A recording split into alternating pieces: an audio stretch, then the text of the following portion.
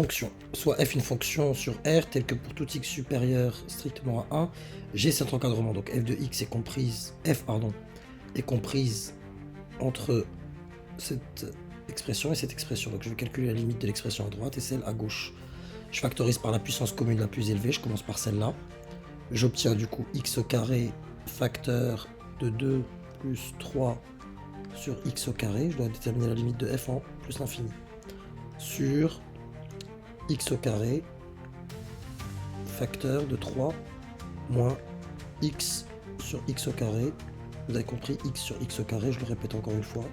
X sur x au carré, x c'est x fois 1, x au carré c'est x fois x. Je supprime le facteur commun. X étant strictement plus grand que 1, il n'y a pas de problème avec le 0. Donc là, ça fait 1 sur x. Donc ne soyez pas déboussolés. Si ici je vous écris 1 sur x. Cela étant, je fais tendre cette quantité vers plus l'infini.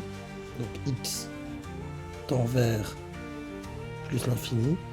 Donc là ça me donne 0, là ça me donne 0. Les x au carré s'éliminent et il me reste 2 tiers. Donc en plus l'infini, cette quantité tend vers 2 tiers. Donc j'ai du 2 tiers en plus l'infini.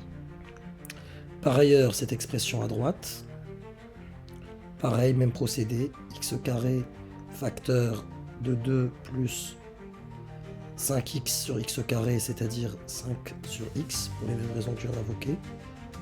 X au carré facteur de 3 moins x sur x au carré, c'est-à-dire 1 sur x. En plus l'infini, ça tend vers 0, 5 sur x. 1 sur x également, les x au carré je les élimine, facteur commun, il me reste 2 tiers. Donc pour x suffisamment grand, très grand, j'ai f de x y compris entre 2 tiers et 2 tiers.